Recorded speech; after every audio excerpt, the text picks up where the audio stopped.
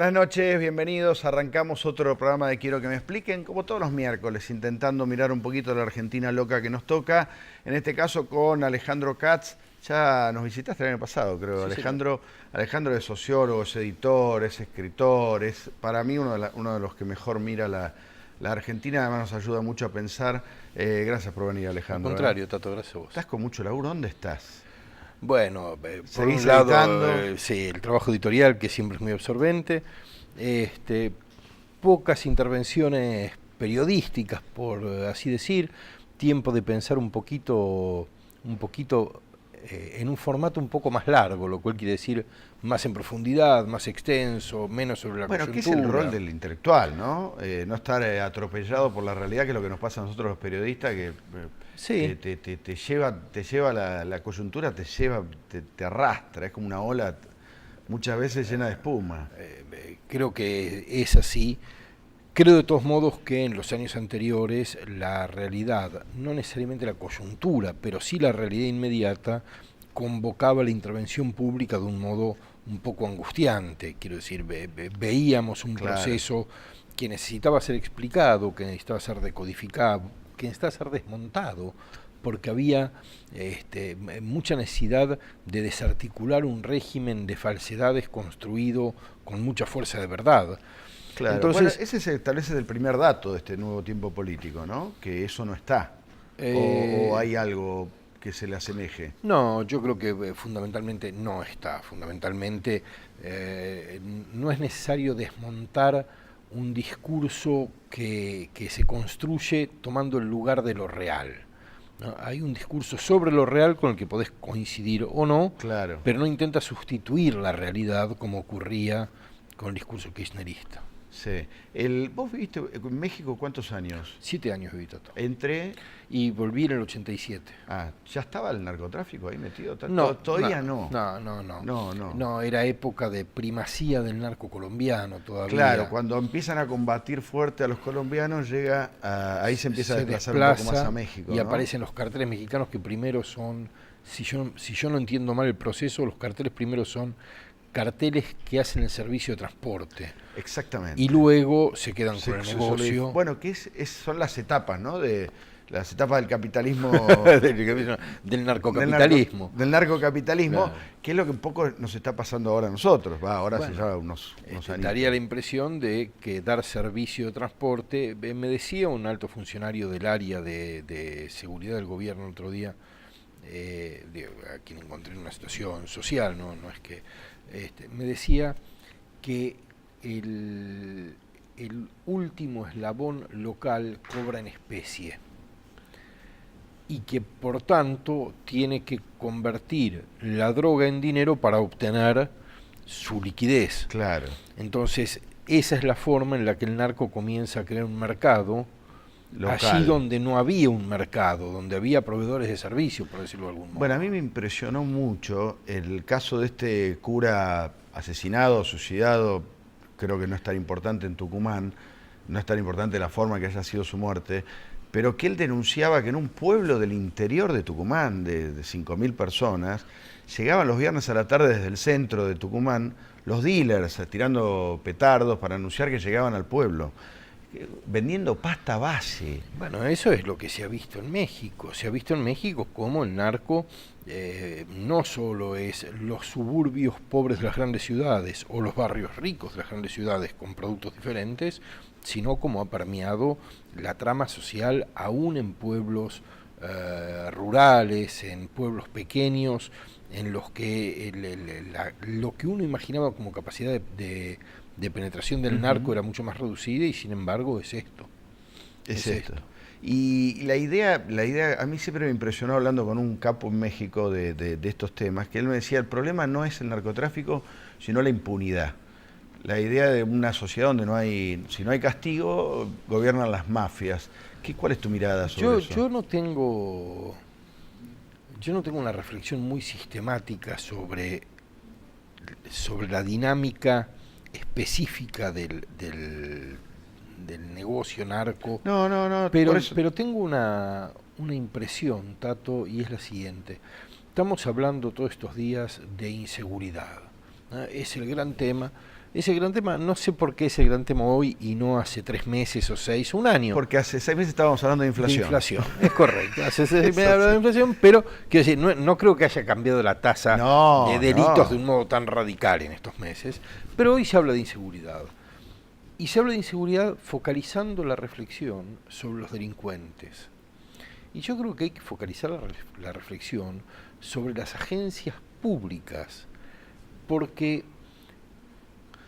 sí, te vi muy preocupado cuando fue el hecho de estos casos de mano dura, de justicieros, de injusticia por mano propia, ¿no? Bueno, claro, esta es una dimensión que me parece terrible. La dimensión terrible me parece terrible que la sociedad quiera discutir si está bien o está mal matar a alguien, aunque ese alguien sea un delincuente. Claro. Quiero decir, ya habíamos establecido el acuerdo de que el delito, y mucho más el delito violento, es algo que condenamos y sancionamos penalmente.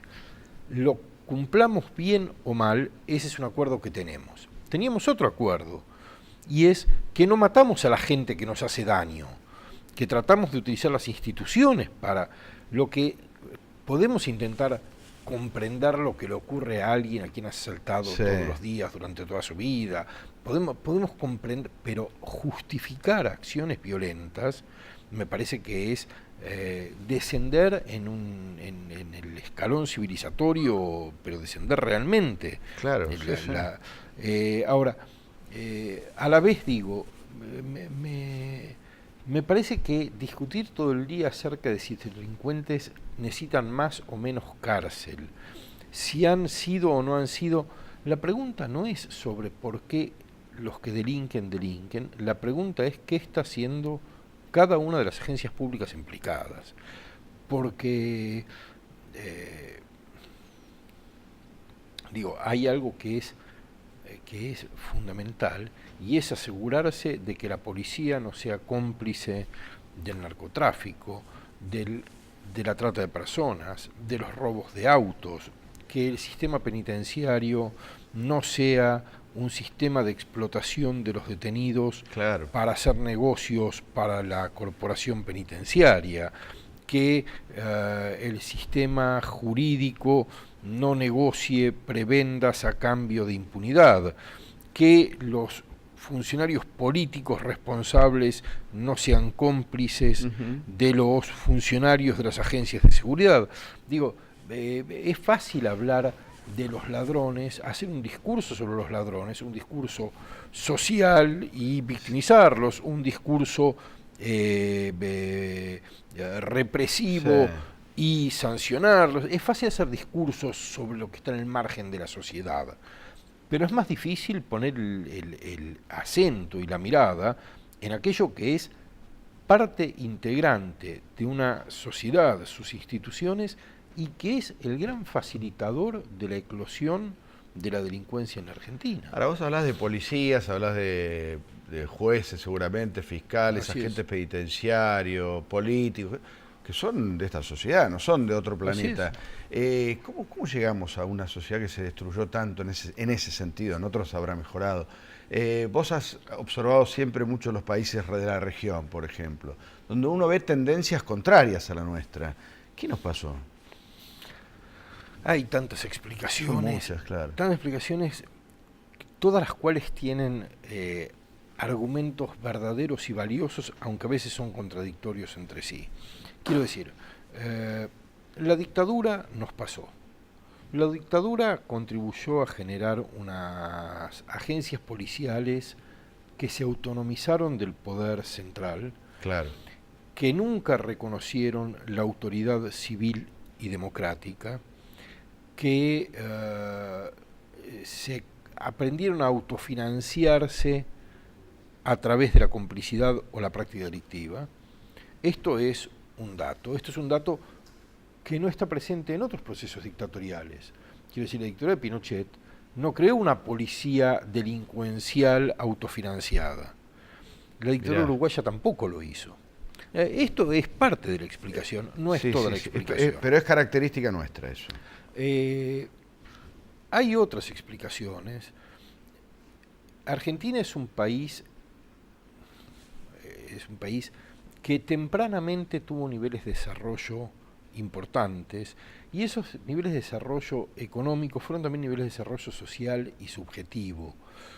Creó la idea de derechos y de posibilidades en capas muy amplias de la sociedad y estimuló una idea que en otros países latinoamericanos no estaba presente y en muchos está presente desde hace muy poco tiempo, que es la del ascenso social. Sí. La del ascenso social, que de algún modo quiere decir que uno puede imaginar que uno tiene derecho a vivir mejor de como vive, o que sus hijos tienen derecho a vivir mejor que uno. En sociedades muy estratificadas, como lo era la mexicana en alguna época, como lo era en alguna medida la chilena. La chilena, sí, sí. O la peruana, o la colombiana. Ese sentimiento no era un sentimiento ni tan extendido ni tan activo. Ajá. Ahora, cuando las vías del ascenso social genuino se interrumpen, no hay una resignación concomitante. La gente no dice, se acabó la posibilidad de vivir mejor en el futuro, de acuerdo con los canales que socialmente habíamos construido para hacerlo, y entonces me dispongo a vivir peor y a que mis hijos vivan peor que yo. Ahora me dedico al narcotráfico. Ahora voy a hacer algo para vivir mejor. Bueno, un clásico que cuentan los que andan mucho por la calle, por los barrios por ahí más marginales, es que el que tiene más guita ahí no es el que labura, sino el que vende el paco. Claro. Claro, ¿no? Un pibe de 15, Bueno, 16 años. Uno diría, hoy en día hay dos formas establecidas de garantizar futuro a las generaciones siguientes. Una es la herencia, y pocos tienen mucho para dejar, y otra es la delincuencia. Digo, no es la educación, la conducta ciudadana, ética, pública, el esfuerzo, lo que garantiza a la mayor parte de la población la posibilidad de capturar un futuro de mejor calidad que el presente. Entonces, hay un problema. Cuando uno ve ese escenario, se da cuenta que quienes están mejor posicionados para capturar futuro a través de la delincuencia son los que regulan el acceso al delito y a la ley. Claro. Es decir, las agencias de seguridad, las judiciales y las políticas. Entonces no es casual que ahí se concentre corrupción, mafias, etcétera. Son los que abren y cierran la puerta para el ascenso social. Posiblemente el kiosquero de la esquina querría ascender socialmente y que su hijo sea dueño de un supermercado y no de un kiosco de barrio, pero no tiene las herramientas para actuar en consecuencia. Los otros las tienen. Qué impresionante eso. Y es un poco triste. Deprimente. Y, a ver, venimos de muchos años de deterioro. ¿Vos cómo ves la posibilidad de cambiar este presente? Decime que sí, que se puede. Bueno, no, a ver, se puede. Yo podría negociar un precio para decir se puede, es lo único que yo puedo negociar. No, a ver, yo creo que siempre se puede. Ahora, ¿qué quiere decir se puede? Quiere decir que tenemos que tener un diagnóstico razonablemente compartido. Si creemos que esto no ocurre y que la nuestra es una sociedad abierta, con gran movilidad social, profundamente democrática en los derechos que le otorga a todos, no vamos a estar preocupados por buscar soluciones. Si creemos que el 30% de los pobres son pobres por responsabilidad propia, no vamos a estar preocupados por buscar soluciones.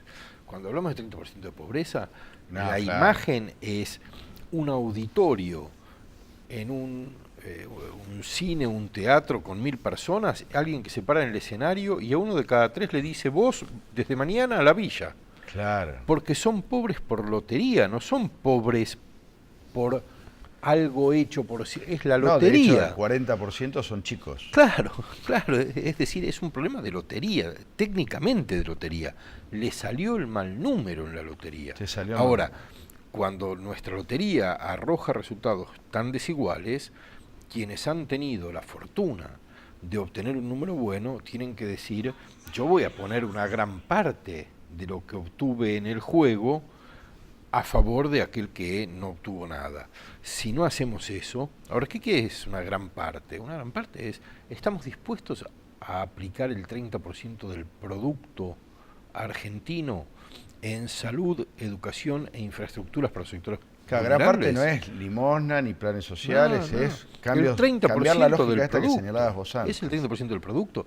Hay un costo fiscal muy alto de sostener el consumo suntuario de las clases medias. Ahora vamos a ir a una pequeña pausita y quiero que me hables después de eso, de cómo pasar de la cultura del plasma a esta otra realidad posible.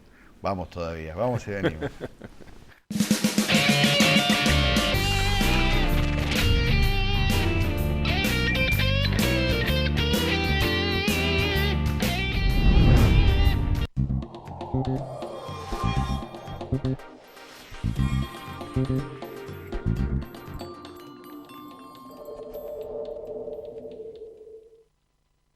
PAMI, 45 años junto a los más grandes.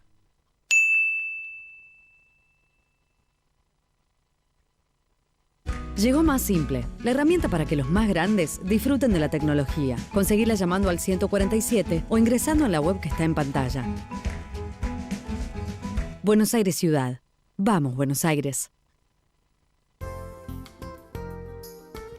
La excelencia del Centro Médico Montserrat, ahora en Quilmes.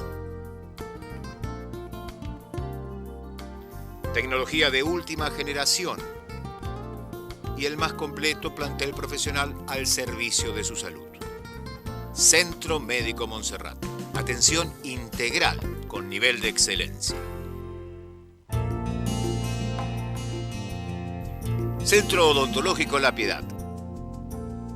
Las principales especialidades con el más alto nivel de atención profesional. Centro Odontológico La Piedad. Atención de excelencia para la solución de su problemática bucodental. Llegó Más Simple, la herramienta para que los más grandes disfruten de la tecnología. Conseguirla llamando al 147 o ingresando en la web que está en pantalla. Buenos Aires Ciudad. Vamos, Buenos Aires. PAMI, 45 años junto a los más grandes.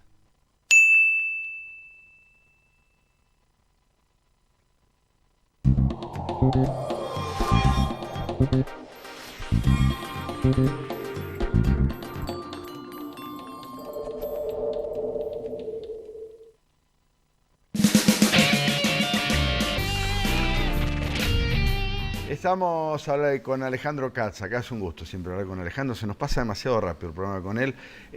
Alejandro tiene una editorial que se llama Katz y que él la sufre más que la disfruta, pero saca unos libros bárbaros. Bueno, esa es la compensación. Esa es la compensación Esa por es el la laburo, compensación, debe claro. debe ser bravo, sobre todo en tiempos donde los libros se venden cada vez menos, en general. Sí, fundamentalmente yo diría se ha polarizado el mercado. Hay pocos libros que se venden muchos Claro. y muchos libros que se venden pocos. Exacto, está bien eso. Y los libros que nosotros editamos son libros para mercados muy minoritarios, son libros de filosofía política, de sociología, de neurociencias, son libros densos, son libros... Pero apasionantes, googleen después Katz Editores, se Katz llama Editores, la página, Katz Editores. Y busquen porque siempre hay público para todo. Sí, y sí, la gente sí. por ahí no sabe la curiosidad que tiene hasta que la descubre. Eso es cierto. Y Eso uno es se cierto. lleva maravillosas sorpresas. Eso es cierto y cuando ocurre es fantástico. Es una fantástico. gran emoción. Es fantástico y cuando uno puede incidir para que alguien descubra algo que no sabía que existía y con lo que se fascina es una satisfacción. Es maravilloso. Es una satisfacción Bueno, en grande. eso anda Alejandro. Hablábamos antes de cómo cambiar esta matriz tan preocupante que tenemos en la Argentina, en la cual el progreso social te lo da el delito, la policía que te abre y te cierra la puerta para el delito. Venimos de la cultura del plasma. Todos mirando el plasma, se nos pasó el país encima por comprar el plasma. ¿Cómo salimos de ahí? Mirá, Tato, hay una palabra que ha tenido muy mala prensa en los últimos tiempos, pero que yo creo que deberíamos resignificar y darle buena prensa, y es la palabra austeridad. Austeridad no es la mala vida que los alemanes le quieren imponer a los griegos, o lo que nosotros pensamos que los alemanes quieren hacer con los griegos. Austeridad es elegir opciones vitales que prioricen algunas cosas por sobre otras, que prioricen el futuro por sobre el presente, que prioricen la solidaridad por sobre el individualismo, que prioricen la inversión y el ahorro por sobre el gasto y el consumo. Y digo todo esto sin ninguna voluntad moralizadora de la vida pública. No soy un calvinista que quiere que todos tengan una vida monacal. Quiero que la gente viva bien, pero para vivir bien hay que saber elegir opciones.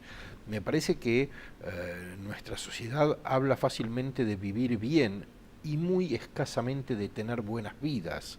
Y tener buenas vidas no está en relación con acceder a bienes. Tiene que ver con tomar opciones de valor sustantivo. Qué bueno eso. Creo que la filosofía tiene mucho para decirnos. Creo que una filosofía de la justicia, de la ética, de los derechos, una filosofía como hay mucha en el mundo contemporáneo, muy consistente en sus fundamentos, pero muy clara acerca de cuáles tienen que ser las opciones de las sociedades. Opciones que tienen que ver con solidaridad, que tienen que ver con el medio ambiente, que tienen que ver con privilegiar la educación y la vida en común. El espacio público. Exacto. Sí. En mi opinión, eso es lo que en alguna época hubiéramos llamado una política progresista o una política de centro-izquierda. Totalmente. Desgraciadamente, la idea del progresismo... No hay que regalarle eso al kirchnerismo. Claro, la idea del progresismo la malbarataron. Pero una política progresista es la política de una sociedad que puede poner en valor ideas muy importantes como la igualdad, como la justicia, como los derechos, como el medio ambiente en el que vivimos. Sí, perseguir bienestar, no bienes. Eso, y creo que si tomamos esas decisiones tenemos un futuro venturoso, un buen futuro. Pero tenemos que tomar esas decisiones, y tomar esas decisiones implica resignar cosas. Nuevamente se habla del récord de reservas de pasajes argentinos para veranear en el exterior. Y uno debería decir, Argentina es un país de ingresos medios que no puede tener una población veraneando en el exterior todos los años. Digo, seamos más modestos y apliquemos esos recursos. En lugar de aplicarlos a beneficiar la cuenta de resultados de los prestadores de servicios de turismo en el exterior para los argentinos, usémoslos para mejorar las condiciones de vida de los compatriotas que sacaron el mal número de la lotería. Sos de hablar de tendencias vos, ¿te preocupa hacia dónde van los países? Mucho. Argentina venía con una tendencia para abajo y la región una tendencia para arriba. ¿Nos subimos al tren o cómo lo ves? Yo diría, cuando menos, hemos dejado de hundirnos. Quiero decir, claramente el gobierno anterior lo que estaba haciendo era generando las condiciones para una pobreza mayor para todos en el mediano plazo, que es lo que ocurre en Venezuela. Claro. Decir, infraestructuras cada vez más degradadas, incapacidad de acceder a bienes fundamentales para la producción, insumos, pero también para la salud, para la educación, por falta de dólares. Esto iba muy mal. Ha dejado de ir tan mal. Yo creo que desde el punto de vista macroeconómico y de inserción internacional, las cosas van a ir bien. No creo que eso sea suficiente. Claro. Quiero decir, me parece que necesitamos más que un despegue macroeconómico para que nuestra sociedad sea mejor. Y creo que hay dos dimensiones que hacen esto importante. Una es puramente ética. Necesitamos una sociedad mejor, necesitamos una sociedad más justa, porque la injusticia es condenable, sin ningún otro cálculo de utilidad. Pero también la necesitamos por una cuestión de utilidad. Si la sociedad es próspera pero no es justa, antes o después regímenes como el kirchnerismo regresan. Claro. Entonces, hay una dimensión no especulativa del deseo de mayor justicia y hay una dimensión especulativa del deseo de mayor justicia. Y hay que atender a ambas. Ahí es donde yo no estoy seguro de que se estén haciendo todos los esfuerzos necesarios. ¿Política no te tentaron en este tiempo para hacer algo? A ver, Te deben tentar. haber tanteado. Un par de veces me preguntaron. Nadie me invitó a almorzar y me dijo, ¿querés ser? Sí, ¿Te estilo. engancharías "Che, vos", o eso. te gusta más mirarlo de afuera? A ver, no tengo una respuesta, Tato. Yo creo que si hubiera una posibilidad de tener una participación activa en la vida No, pública... a eso voy, porque muchas veces sobre todo venimos de un gobierno que se creía, daba la sensación de que era todo dependía de Cristina.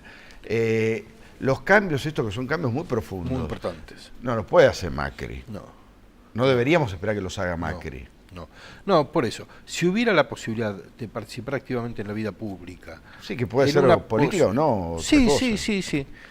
En una posición desde la que tratar de que ideas reflexionadas durante décadas puedan contribuir a hacer realidades mejores, no lo descartaría. Pero no lo haría de cualquier modo. No lo haría de cualquier modo, quiero decir... no estoy buscando... De hecho lo hace también como intelectual, como observador, Sí. como analista. Sí, pero no, digo, me parece que venimos muy de una idea de que todo lo tenía que hacer otro. Sí. Y Bueno, se terminó eso, no rechazaría la posibilidad de implicarme con el cuerpo en la actividad política o en la actividad pública de algún tipo. Bueno, antes de irte, ¿qué libro de Katz Editores recomendás ya? No me De los gusta últimos. recomendar. Pues te peleás con los autores. No es por eso, pero me siento mal haciendo así como marketing editorial. Pero Bueno, googleen y busquen. Es en serio, muchas veces uno descubre pasiones que no sabía que tenía, estaban ahí. Y ahí estaban. Eso sí. Gracias, Alejandro. Al contrario, Toto, Un vos. gusto. Nosotros nos vemos el miércoles que viene. Chao.